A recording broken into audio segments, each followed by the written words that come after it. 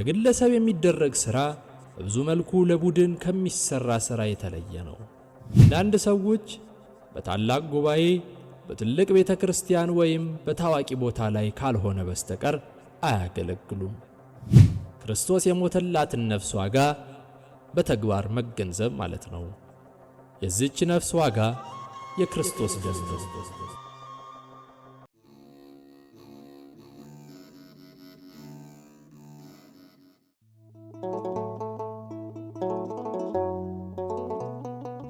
በስመ አብ ወወልድ ወመንፈስ ቅዱስ አሃዱ አምላክ አሜን።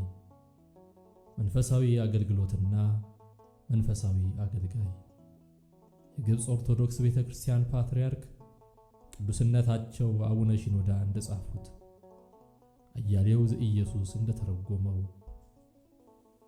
ምዕራፍ 9 ለራስህና ለትምህርት ተጠንቀቅ። አንደኛ ጢሞቴዎስ ምዕራፍ 4 ቁጥር 16። ይህን የተናገረው ማን ነው? የተናገረውስ ለማን ነው?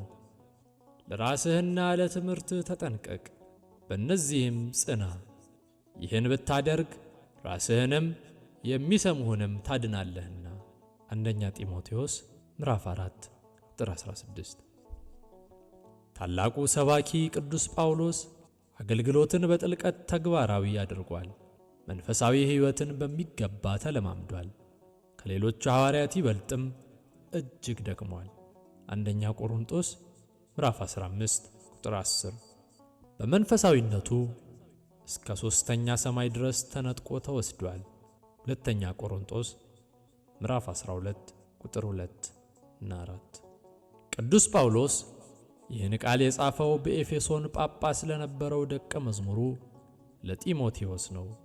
ጢሞቴዎስ ትክክለኛውን እምነት የተማረው በመጀመሪያ ከአያቱ ከዚያም ከእናቱ በኋላም ከቤተሰቦቹ ስለነበር ከሕፃንነቱ አንስቶ ቅዱሳት መጻሕፍትን ያውቅ ነበር። ሁለተኛ ጢሞቴዎስ ምዕራፍ 3 ቁጥር 15። መምህሩ ቅዱስ ጳውሎስ ለራስህ ተጠንቀቅ በማለት የተናገረውን ቃል ልብ በሉ። እርሱ ይህን የተናገረው አገልግሎት መስጠት ቀላል ባልሆነባት በኤፌሶን ከተማ ውስጥ የጵጵስናን ታላላቅ ሸክሞችና ኃላፊነቶች መወጣት ከባድ ስለነበር ነው። ራሱ ቅዱስ ጳውሎስ እንደ ሰው በኤፌሶን ከአውሬ ጋር ከታገልኩ አንደኛ ቆሮንቶስ ምዕራፍ 15 ቁጥር 32 በማለት ተናግሯልና። ቅዱስ ጳውሎስ ለትምህርትህ ከማለቱ በፊት ለራስህ ማለቱን አስተውሉ።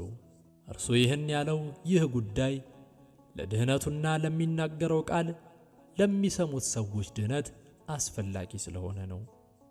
አንድ ሐዋርያ ከአገልጋዮችም ሆነ ከምዕመናን ጋር መተዋወቁ መሠረታዊ መመሪያ ነው። አገልጋዮች ማንነታቸውን ይበልጥ የሚታወቀው በዚሁ ነውና። ግን ለምን? ለራስህም ተጠንቀቅ። ለምን?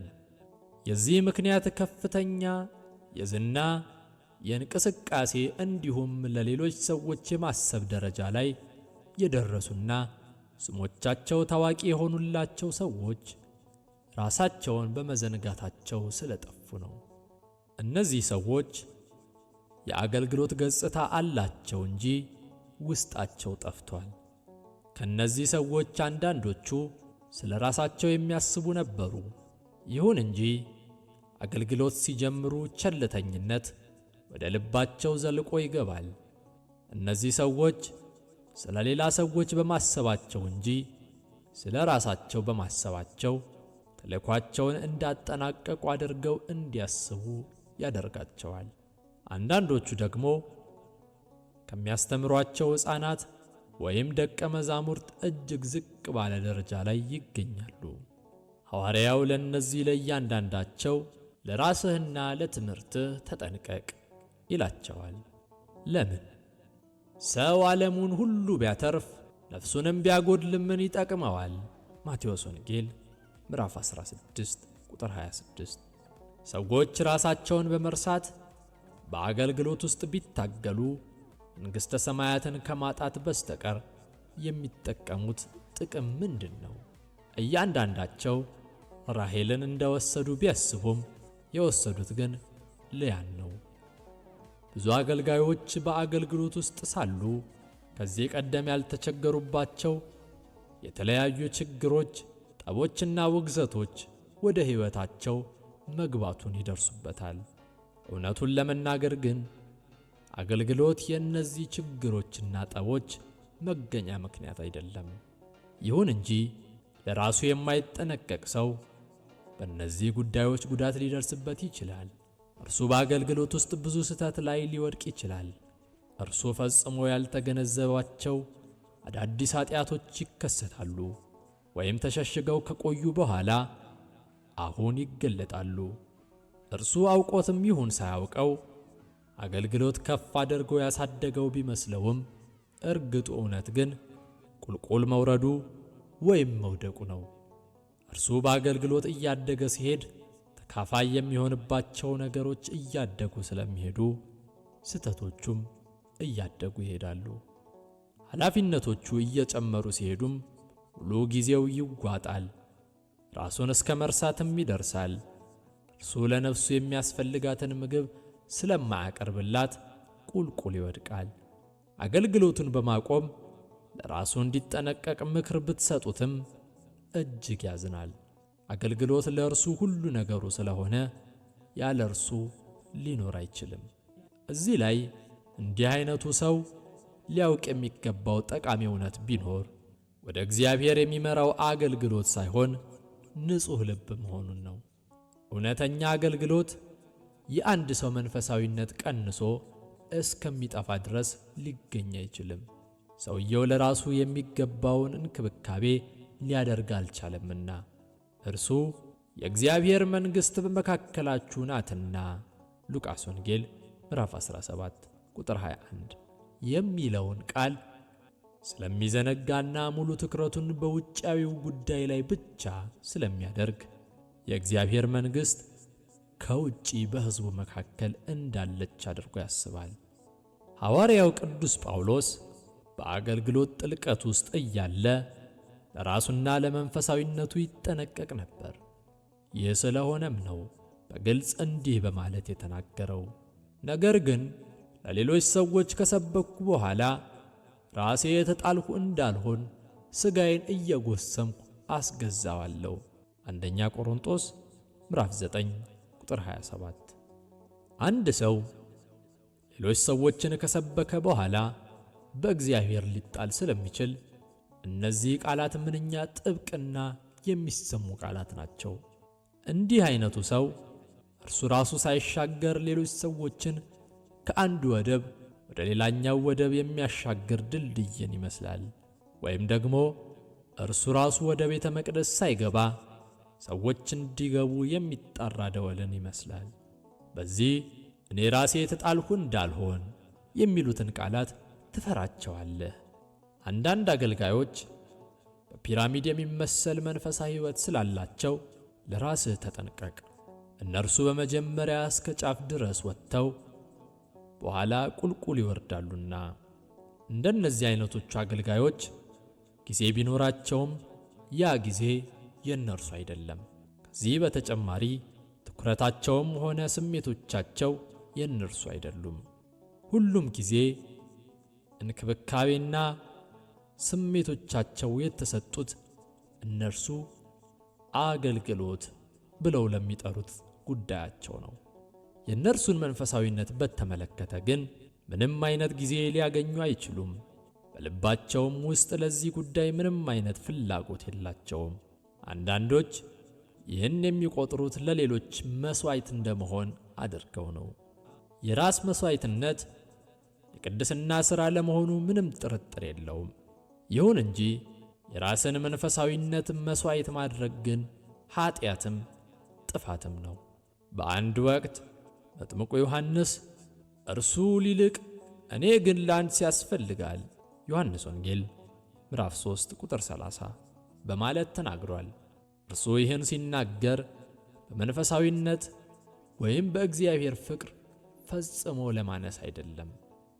ይህን ለማለት ፈልጎ አይደለም። እርሱ ለማነስ የፈለገው በክብር በአገልግሎትና በዝና ነው። ከዚህ በተቃራኒ የእርሱ መንፈሳዊነት የሚጨምረው በቦታው ላይ ክርስቶስ ራሱ ቤተ ክርስቲያንን እንዲመራና ሙሽራይቱን እንዲቀበል ቦታውን ሲለቅ ነው። በእርግጥ ግን መጥምቁ ዮሐንስ ያነሰ ይምሰል እንጂ ጨምሯል። እርሱ የጨመረው በትሕትና በእግዚአብሔር ፍቅር በክርስቶስ ላይ ባለው እምነትና በጌታው ሥራ ላይ ነው። ለራሳችሁ ተጠንቀቁ። በአገልግሎት ውስጥ እያላችሁ መንፈሳዊነታችሁ ከቀነሰም ራሳችሁን ለማዳን አንድ እርምጃ ተራመዱ። ለአገልግሎት ለመስጠት ከመንፈሳዊነታችሁ አትቀንሱ። ስለ መንፈሳዊነታችሁ ስትሉም አገልግሎታችሁን አታቁሙ። ይልቁንም ከባከነ ጊዜያችሁ በመቆጠብ ለመንፈሳዊነታችሁ ለግሱ። ዓለማዊ ተካፋይነታችሁን በመቁረጥ መንፈሳዊነታችሁን ተንከባከቡ። ከቸልተኝነታችሁ በመንቃት የአገልግሎትን እውነተኛ አሰራር ተረዱ። አገልግሎት የት እንዳላችሁ ሳታውቁ የምትሽከረከሩበት አዙሪት አይደለም። በአገልግሎት ውስጥ የጠፉ ምሳሌዎች። ይህ የመምህር አያሌው ዘኢየሱስ የዩቲዩብ ገጽ ነው። ላይክ፣ ሼር እንዲሁም ሰብስክራይብ በማድረግ አገልግሎቱን ይደግፉ። እዚህ ላይ የምንጠቅስላችሁ የሰዎች ምሳሌዎችና የስህተት ምሳሌዎችን ነው። በሉቃስ ወንጌል ላይ በተጠቀሰው በጠፋው ልጅ ታሪክ ውስጥ የሚገኘው ታላቅ ወንድም በወንድሙ መመለስ ከሚደሰቱት ሰዎች ጋር ለመደሰት ፈቃደኛ አልነበረም። ጭራሽኑ አባቱን በመተቸት በመውቀስና በእርሱ ላይ በማጉረምረም እንዲህ ብሎ ተናግሮታል። እነሆ ይህን ያህል ዓመት እንደ ባሪያ ተገዝቼልሃለሁ፣ ለእኔም ከወዳጆቼ ጋር ደስ እንዲለኝ አንድ ጠቦትስ እንኳን አልሰጠኸኝም። ነገር ግን ገንዘብህን ከጋለሞቶች ጋር በልቶ ይህ ልጅህ በመጣ ጊዜ የሰባውን ፍሪዳ አረድክለት። ሉቃስ ወንጌል ምዕራፍ 15 ቁጥር 29 እስከ 30። ይህ ልጅ ከብዙ ዘመናት አገልግሎት በኋላ እንዲህ ዝቅ ያለ ደረጃ ላይ ወድቋል። ታላቅ ወንድምየው ራሱን ከታናሽ ወንድሙ ጋር በማነጻጸር አሁን ባለበት ሁኔታ ላይ አዝኗል። ይህ ሁኔታ የጠፋው ወንድሙ በመገኘቱ ሐሴት በሚያደርጉት ሰዎች ሁሉ ዘንድ ሞገስ በማግኘቱ እንዲናደድ አድርጎታል። ከአባቱ ጋር ኅብረት ያልነበረው እርሱ ብቻ ነበር። በተራዘመ አገልግሎታቸው ውስጥ ይህን የመሰለ ስሜት ያሏቸው አገልጋዮች እጅግ ብዙ ናቸው። ስለሆነም ሐዋርያው ለእያንዳንዳቸው ለራሳችሁ ተጠንቀቁ ይላቸዋል። ከዚህ በተጨማሪ በአገልግሎት መስክ ውስጥ አስቀድሞ በጥበብ ተሞልቶ የነበረውንና በመጨረሻ ላይ የወደቀውን ሰሎሞንን እናገኛለን። እርሱ አገልግሎቱን የጀመረው ድንቅ በሆነ መንፈስ ስለነበር ታላላቅ ሥራዎችን ሰርቷል። እግዚአብሔር ለሰሎሞን 2 ጊዜ ተገልጦለታል፣ በገባዖንና በኢየሩሳሌም። ይሁን እንጂ ለራሱ ስላልተጠነቀቀ ወድቋል። አንደኛ ነገሥት ምዕራፍ 11። አባቱ ዳዊትም እንዲሁ የጸሎትና የመዝሙር ሰው ስለነበር የእግዚአብሔር መንፈስ በእርሱ ላይ ወርዷል። አንደኛ ሳሙኤል ምዕራፍ 16። ይሁን እንጂ በአገልግሎት ውስጥ ለራሱ ስላልተጠነቀቀ ከአንድ ጊዜ በላይ ወድቆ በንስሐ ተመልሷል። ሌላው ምሳሌያችን ዴማስ ነው። ዴማስ የቅዱስ ጳውሎስ ረዳት እንደመሆኑ ታላቅ አገልጋይ ነበር። ዳሩ ግን ለራሱ ሊጠነቀቅ ስላልቻለ ወድቋል፣ ተቀጥቷልም። ሁለተኛ ጢሞቴዎስ ምዕራፍ 4 ቁጥር 10።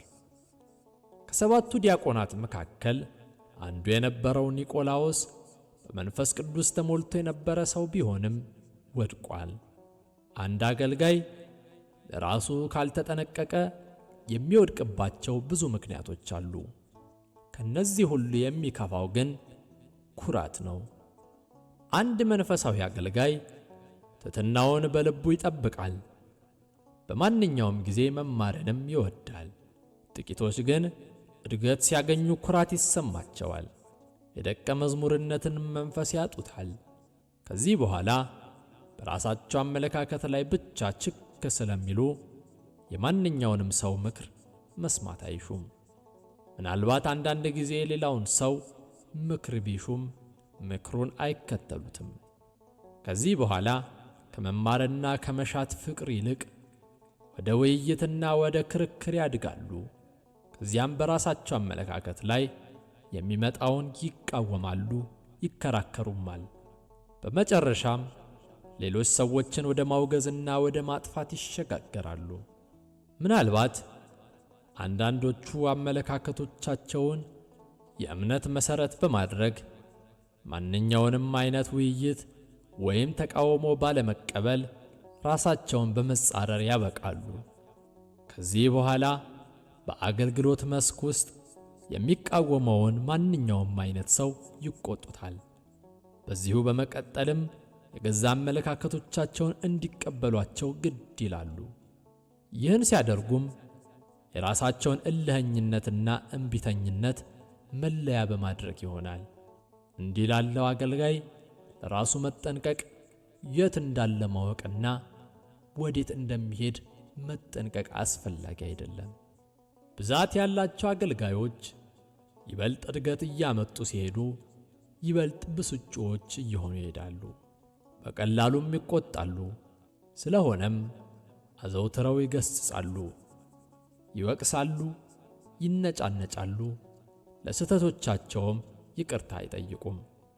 እነዚህ ሰዎች የሌሎች ሰዎችን ትኩረት ወደዚህ ስህተት የሚስቡ ከሆነ የሚያከናውኑት በጭካኔ ነው። ይህን ሲያደርጉም ለሰዎቹ ስሜት አይጠነቀቁም፣ ይልቁንም በሚጎዳ መልኩ ይከውኑታል እንጂ። እነዚህ ሰዎች በሰዎች ላይ መፍረዳቸውን አያቋርጡም።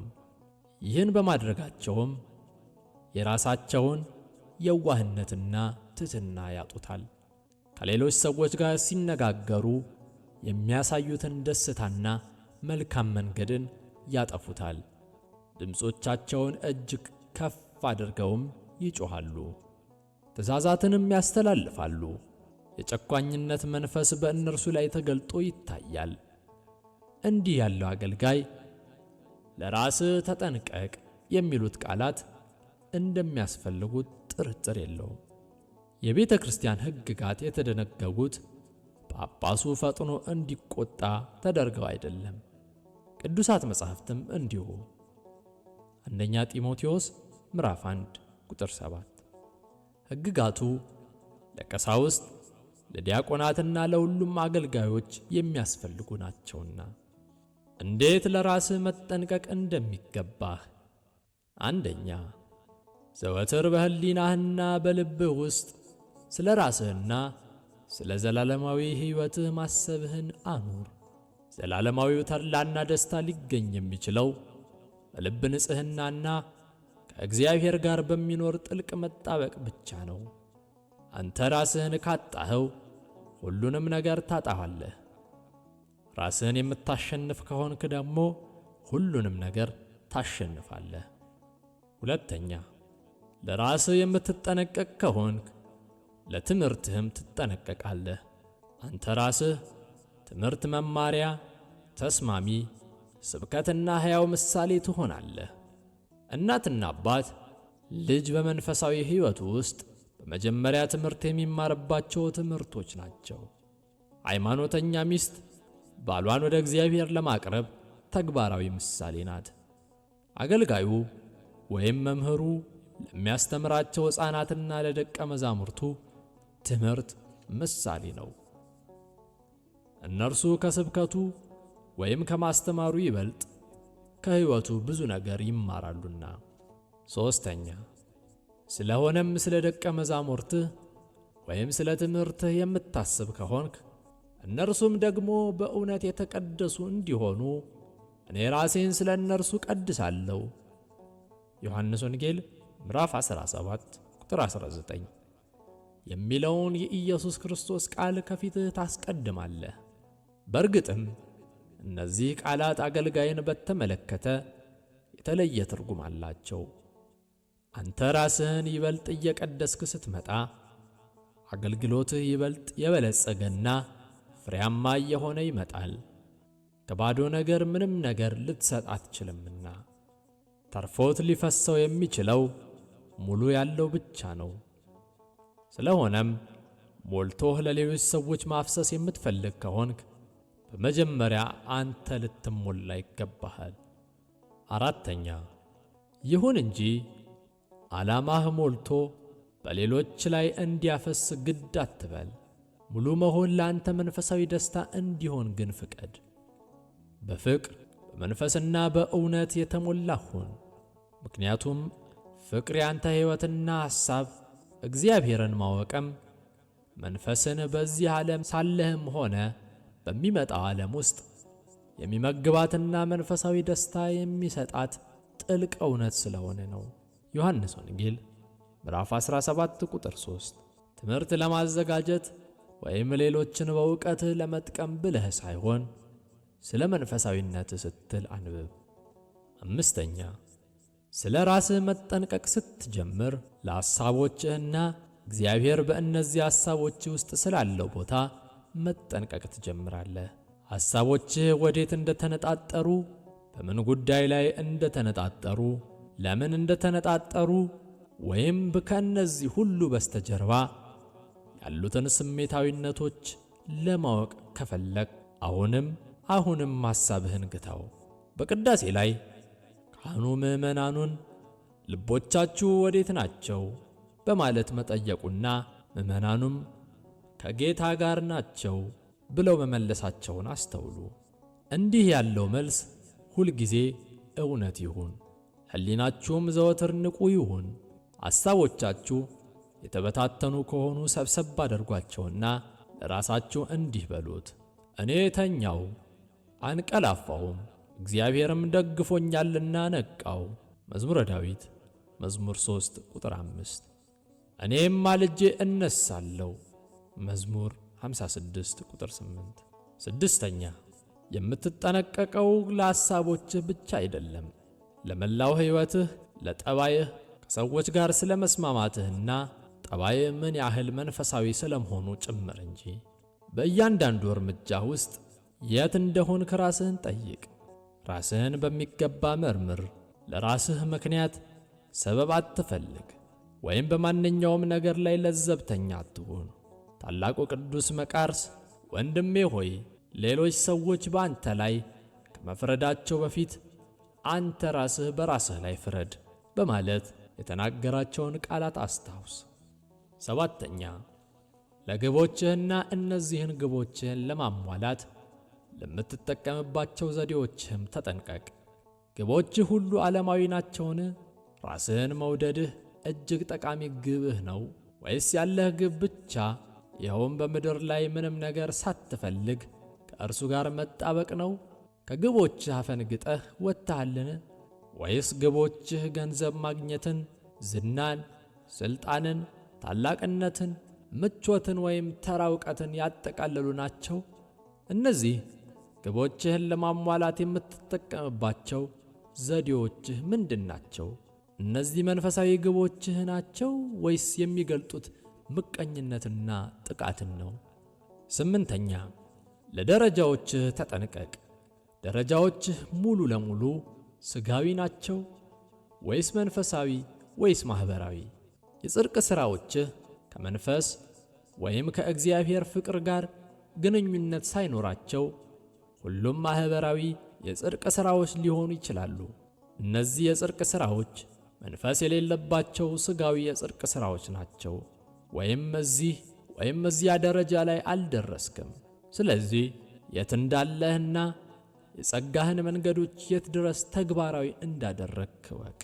ዘጠነኛ፣ ለስህተትህ ልባም ሁን እንጂ ለስህተቶችህ እርምት ሳትወስድ እንዲሁ በቀላሉ የምታልፋቸው አትሁን።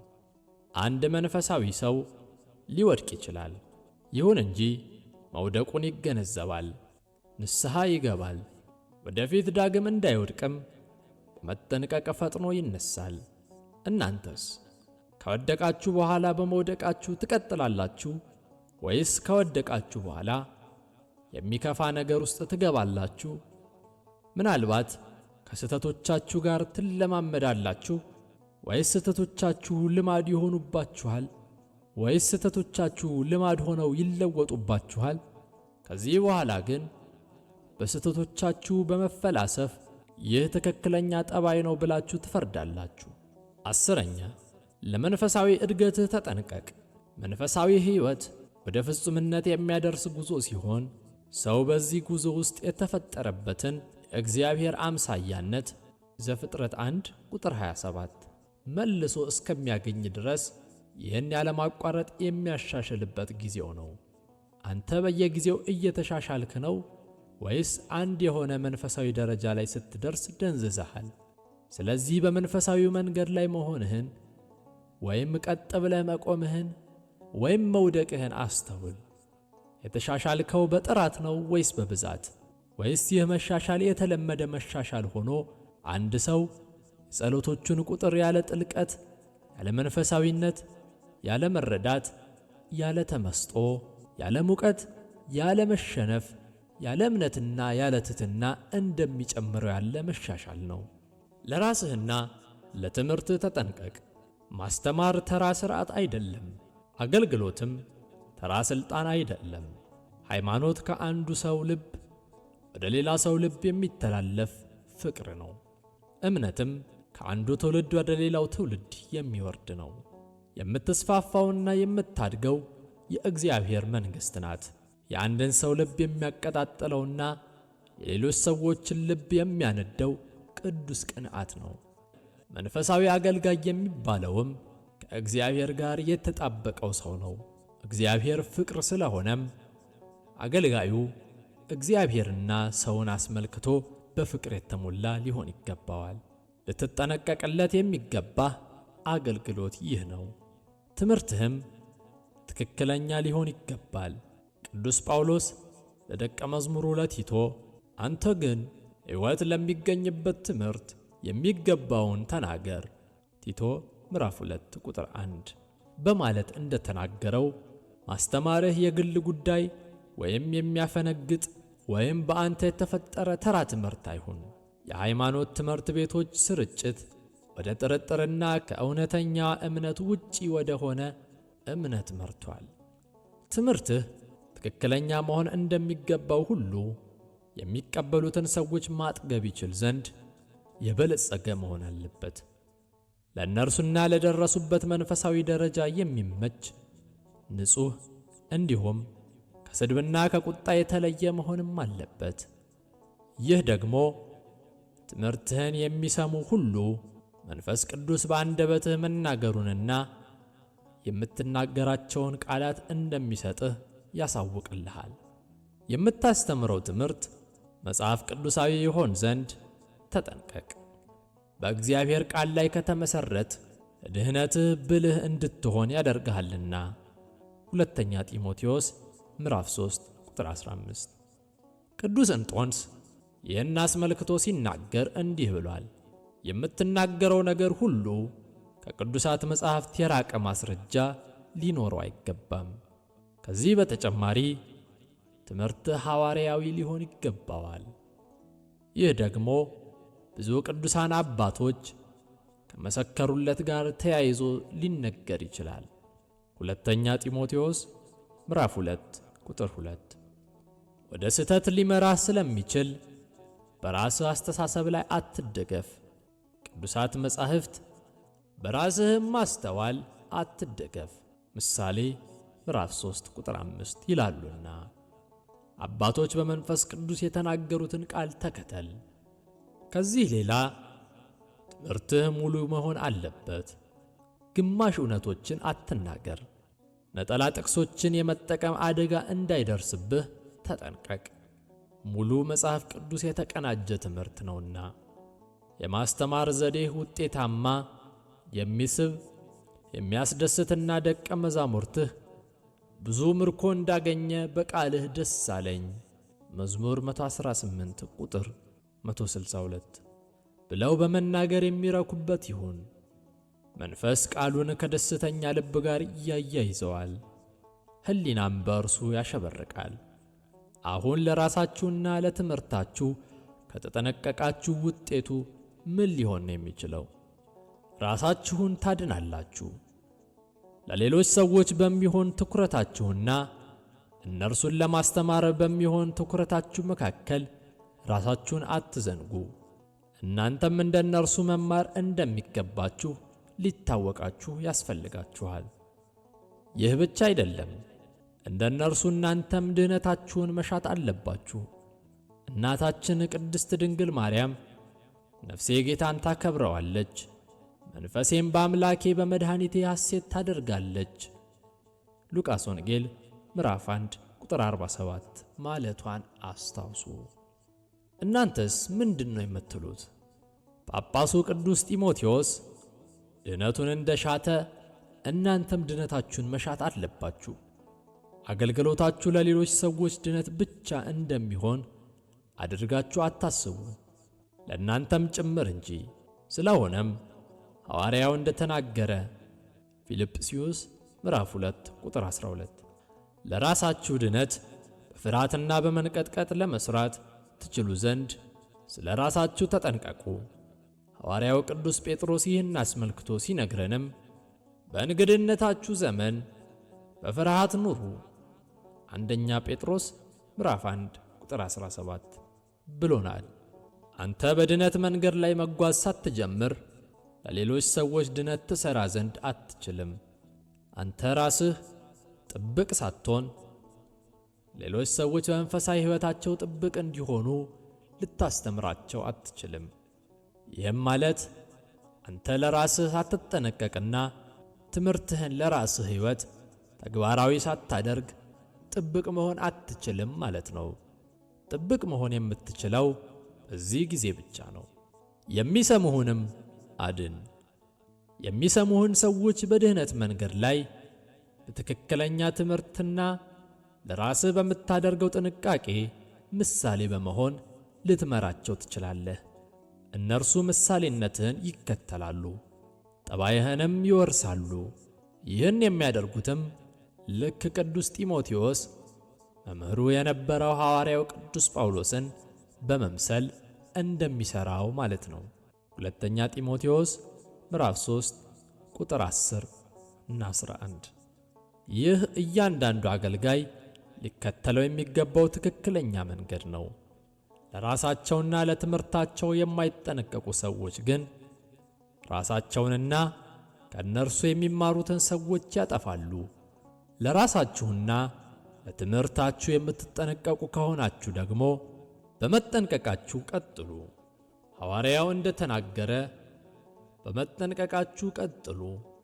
ብዙዎች አገልግሎትን በጥንቃቄና በትክክል ከጀመሩ በኋላ በሕይወታቸውና በአገልግሎታቸው ቀዝቅዘዋል።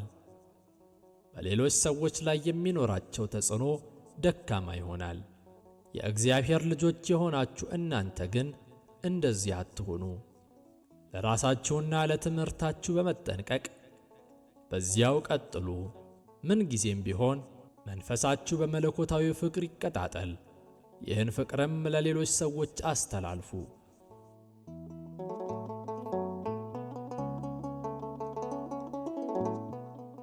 ይህ የመምህር አያሌው ዘኢየሱስ የዩቲዩብ ገጽ ነው። ላይክ፣ ሼር እንዲሁም ሰብስክራይብ በማድረግ አገልግሎቱን ይደግፉ።